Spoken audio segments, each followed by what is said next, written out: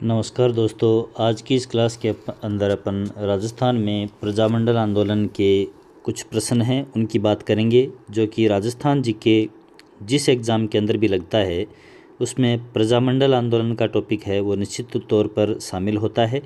तो उसके अलग अलग एग्ज़ाम्स में आए हुए कुछ महत्वपूर्ण प्रश्न हैं उनकी अपन चर्चा करेंगे, और ये प्रश्न निश्चित तौर पर आपकी तैयारी जो है उसको और भी सुदृढ़ करने के अंदर भूमिका निभाएंगे। तो पहला प्रश्न आपके सामने है स्क्रीन के ऊपर। जानकी देवी बजाज किस प्रजामंडल से संबंधित थी? ऑप्शन हैं आपके सामने डूंगरपुर प्रजामंडल, जयपुर, भरतपुर और अलवर प्रजामंडल। तो इन ऑप्शंस में से आप अपनी तरफ से अपना आंसर है वो अपने मन के अंदर सुनिश्चित कर लें, और उसके बाद देखें अपन उत्तर देखेंगे व्याख्या सहित किस प्रजामंडल से संबंधित और अलग अलग प्रश्न हैं उनको अपन उनके आंसर व्याख्या सहित देखेंगे। तो जानकी देवी बजाज किस प्रजामंडल से संबंधित थी? तो इसका आंसर है जयपुर प्रजामंडल। और व्याख्या के अंतर्गत देखेंगे जानकी देवी बजाज स्वतंत्रता संग्राम सेनानी थी, यानी स्वतंत्रता आंदोलन के अंदर बढ़ चढ़ करके उन्होंने हिस्सा लिया और जयपुर प्रजामंडल से हमेशा जुड़ी रही, जो राजस्थान में लोकतांत्रिक सुधारों के लिए काम करता था। और 1931 में कर्पूर चंद्र पाटनी व जमनालाल बजाज, जिनको गांधी जी का पांचवा पुत्र भी कहा जाता है, उनके प्रयासों से जयपुर प्रजामंडल की स्थापना हुई। तो इस क्वेश्चन के साथ ही ये भी एक क्वेश्चन जुड़ जाता है कि जयपुर प्रजामंडल की स्थापना कब हुई? तो 1931 में। किसके द्वारा करी गई? तो कर्पूर चंद्र पाटनी और जमनालाल बजाज, उनके प्रयासों से यह स्थापना हुई। तो जानकी देवी बजाज जो हैं वो किस प्रजामंडल से संबंधित थी? तो जयपुर प्रजामंडल से संबंधित थी। दूसरा प्रश्न अपना आता है। प्रश्न बहुत ही अच्छे हैं। अगर ये है प्रश्न आपको पसंद आ रहे हैं तो निश्चित तौर पर चैनल को आप सब्सक्राइब ज़रूर करें और वीडियो को लाइक शेयर भी करें, कमेंट भी करें। क्वेश्चन नंबर 2 देखिए। प्रजामंडल आंदोलन से के संबंध में निम्नलिखित कथनों के ऊपर विचार कीजिए एवं निम्नांकित में से सही विकल्प को चुनिए।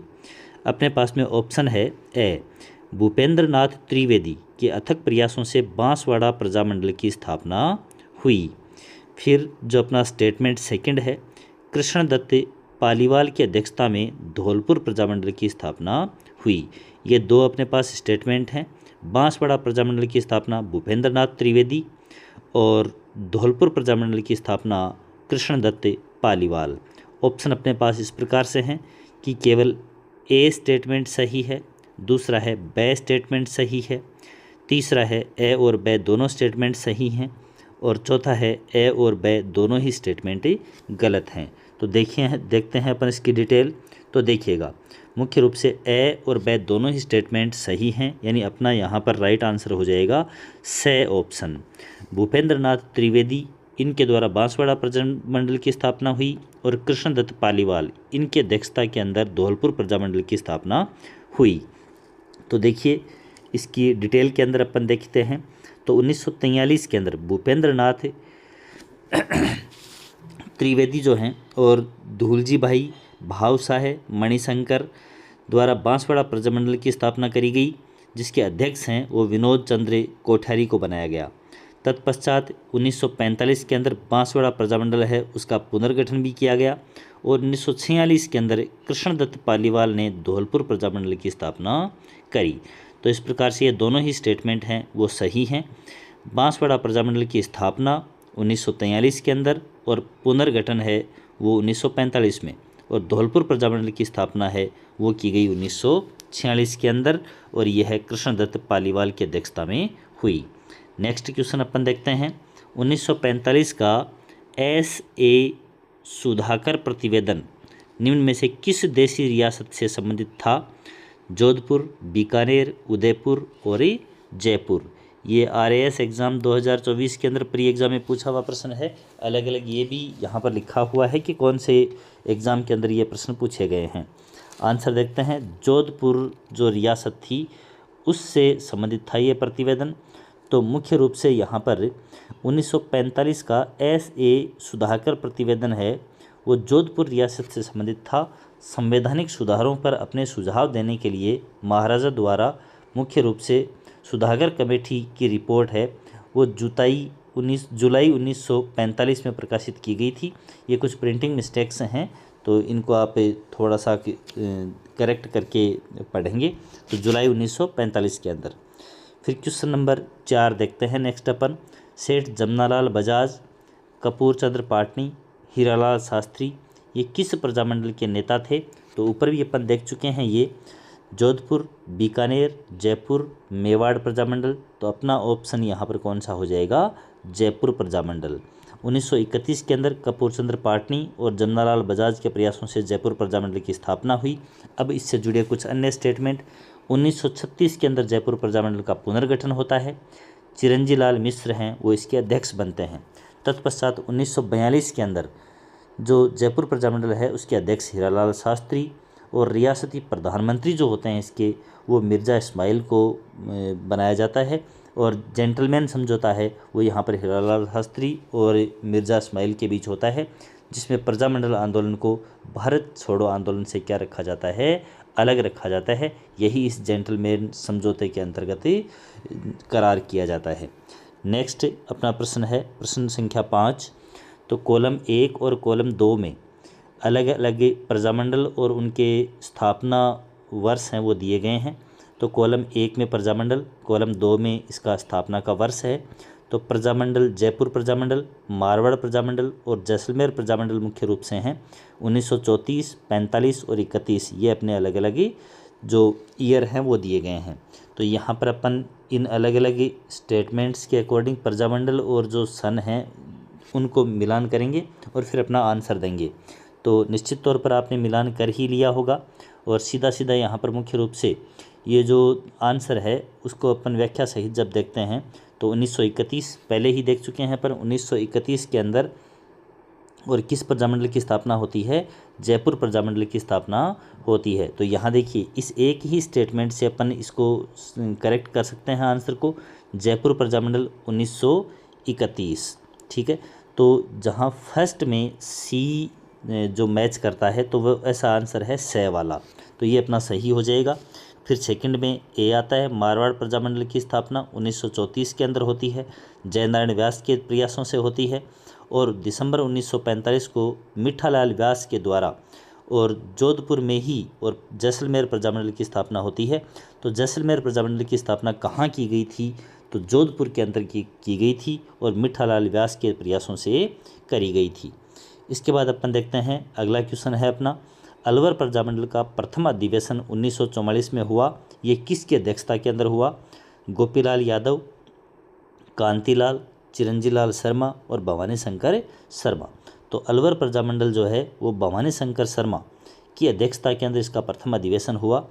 1938 के अंदर पंडित हरिनारायण शर्मा और कुंज बिहारी मोदी द्वारा स्थापना करी गई थी अलवर प्रजामंडल की 1938 में। फिर 1939 में इसके रजिस्ट्रेशन के बाद सरदार नथमल इसके अध्यक्ष बने।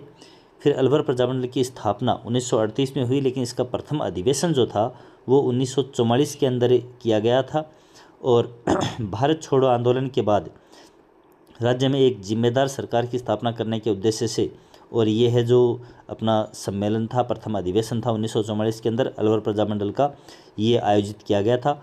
अलवर प्रजामंडल के जो प्रथम अधिवेशन 1944 के अंदर हुआ, इसकी अध्यक्षता है वो भवानी शंकर शर्मा के द्वारा करी गई थी।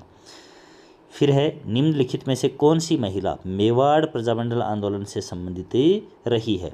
तो रतन शास्त्री, लक्ष्मी वर्मा, कृष्णा कुमारी, नारायणी देवी वर्मा। तो यहाँ पर आंसर है नारायणी देवी वर्मा, जो कि मेवाड़ प्रजामंडल से संबंधित रही। नारायणी देवी वर्मा है वो मेवाड़ प्रजामंडल से जुड़ने वाली प्रथम और प्रमुख महिला नेता थी, जिन्होंने स्वतंत्रता संग्राम के अंदर बढ़ चढ़ करके हिस्सा लिया। तो अपना आंसर यहाँ पर बन जाएगा नारायणी देवी वर्मा। इसके बाद अगला 8वां क्वेश्चन देखते हैं अपन। प्रजामंडल आंदोलन के दौरान जोधपुर जिले में अव्यवस्था व अन्याय के विरुद्ध भूख हड़ताल करने के कारण स्वास्थ्य खराब हो जाने से 19 जून 1942 को किस स्वतंत्रता सेनानी की मृत्यु हो गई थी? भूख हड़ताल के कारण और मृत्यु हुई प्रजामंडल आंदोलन के दौरान। तो भंवरलाल सराफ, मथुरादास माथुर, बाल मुकुंद बिस्सा और आनंदमल सुराणा। तो देखिए अपना आंसर देखते हैं, बाल मुकुंद बिस्सा। जोधपुर जिले में अव्यवस्था व अन्याय के विरुद्ध भूख हड़ताल करने के कारण और 19 जून 1942 को बाल मुकुंद बिस्सा, जो कि मुख्य रूप से जोधपुर जिले से जुड़े हुए थे, और उनकी मृत्यु हो गई। इसके बाद में जेंटलमैन्स एग्रीमेंट किसके मध्य हुआ था, तो ये चीज़ अपन पहले भी जयपुर प्रजामंडल के दौरान देख चुके हैं। तो हीरालाल शास्त्री और मिर्ज़ा इस्माइल के मध्य, जमनालाल बजाज और जयपुर के तात्कालिक महाराजा के मध्य, हरिभाऊ उपाध्याय और महात्मा गांधी, माणिक्यलाल वर्मा और मेवाड़ महाराजा के मध्य। देखते हैं आंसर।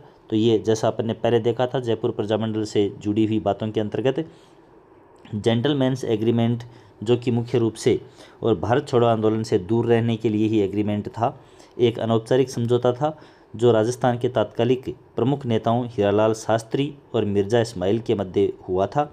इस समझौते के तहत जयपुर प्रजामंडल है वो भारत छोड़ो आंदोलन के अंदर हिस्सा नहीं लेगा, ऐसा एग्रीमेंट किया गया था।